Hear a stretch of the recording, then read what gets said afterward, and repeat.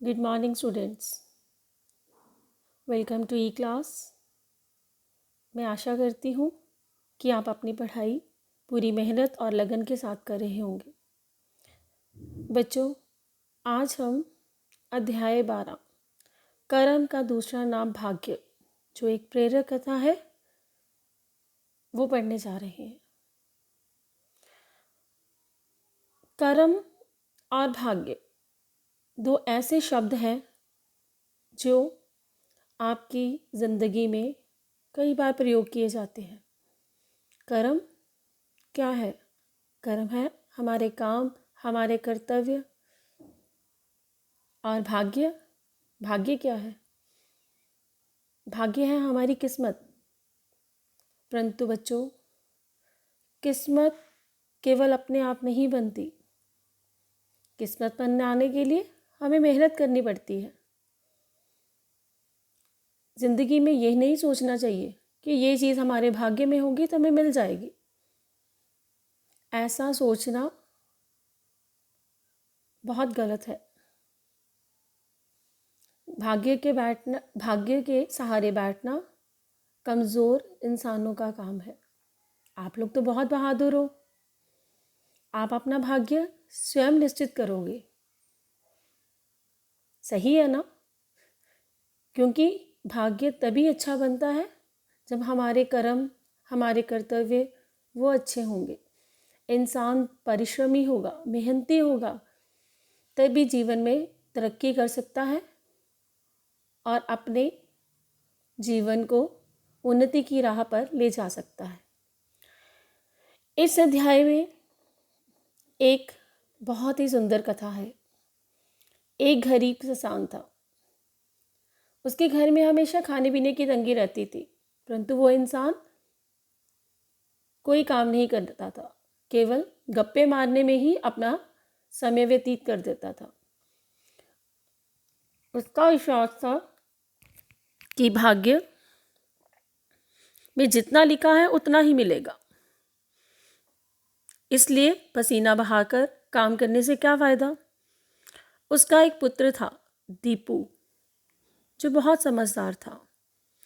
वो हमेशा इस बात से परेशान रहता कि हम लोग इतने गरीब क्यों हैं, क्योंकि उसके आसपास के लोग बड़े अमीर थे। वह अपनी माँ से पूछता कि हम गरीब क्यों हैं।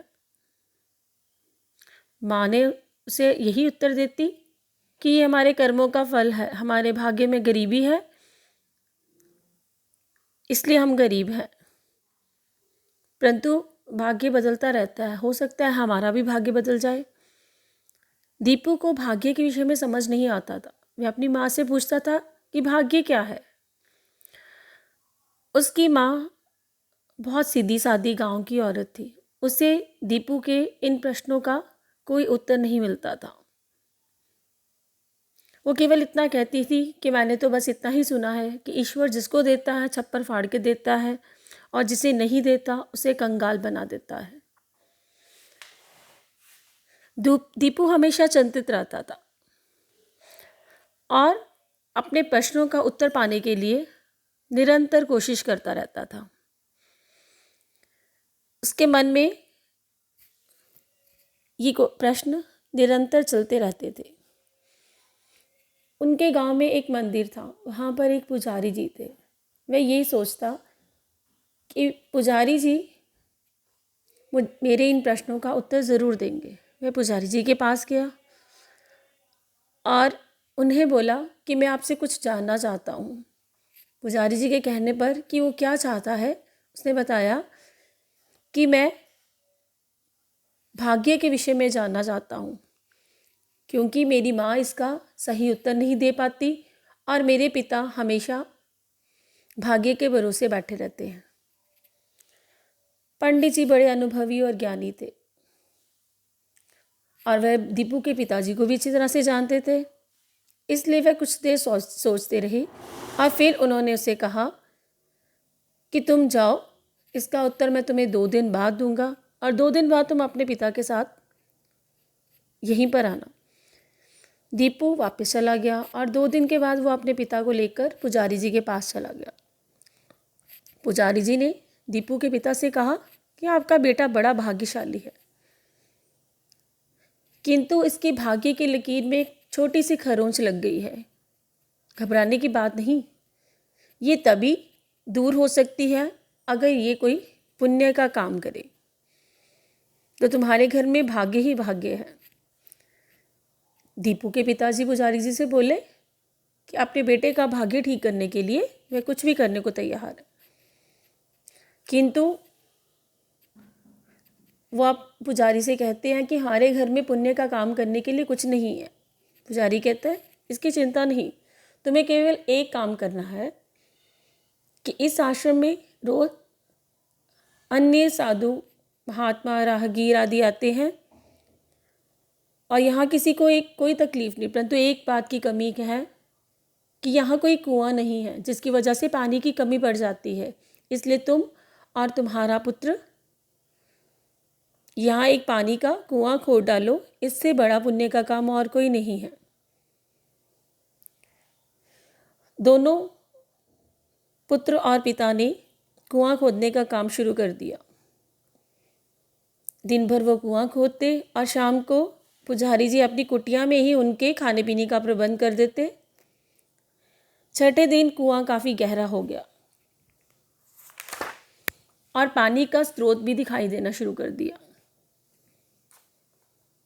सातवें दिन जब वो कुआं खोद रहे थे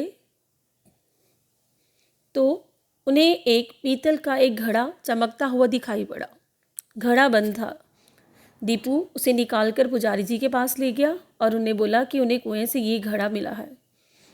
पुजारी जी ने घड़ा खोला, वो रुपयों से भरा था, कुछ चांदी के सिक्के भी थे और इसमें एक कागज़ का पुर्जा भी पड़ा हुआ था। पुजारी जी ने वह पुर्जा अपने हाथ में ले लिया और रुपयों से भरा घड़ा दीपू को देते हुए कहा, लो बेटा, ये घड़ा तुम्हारे भाग्य का है। तुमने कुआं ना खोदा होता तो ये घड़ा कैसे मिलता। रही बात प्रश्न की कि इस पुर्जे में क्या है, पुजारी जी ने पुर्जा दीपू के पिताजी को दिया और इन्हें पढ़ने को कहा। पुर्जे पर लिखा था, भाग्य का दूसरा नाम कर्म है। दीपू ने कहा, पुजारी जी इसका क्या अर्थ है। तब पुजारी जी बोले, बेटा कर्म ही भाग्य है। भाग्य कहीं से नहीं आता, ना बनाया जाता है। काम करो, भाग्य अपने आप बन जाएगा। और भाग्य के भरोसे बैठना तो आलसी लोगों का काम है। इसलिए तुम दोनों घर जाओ और आज से ही मिलजुल कर अपनी खेती करो, खेतों को हरा भरा करो। देखो तुम्हारा भाग्य तुम्हारे घर दौड़ कर आएगा। अब दीपू भाग्य का अर्थ समझ गया। कुछ दिन बाद दीपू आश्रम में आया तो पुजारी जी बोले, बेटा भाग्य मिल गया। दीपू ने झुककर उनके चरण छुए और बोला, सब आपकी कृपा है पुजारी जी, अब हम बहुत खुश हैं। असल में पुजारी जी ने ही वो घड़ा मिट्टी में दबाया था और वो पुर्जा भी पुजारी जी ने ही रखा था।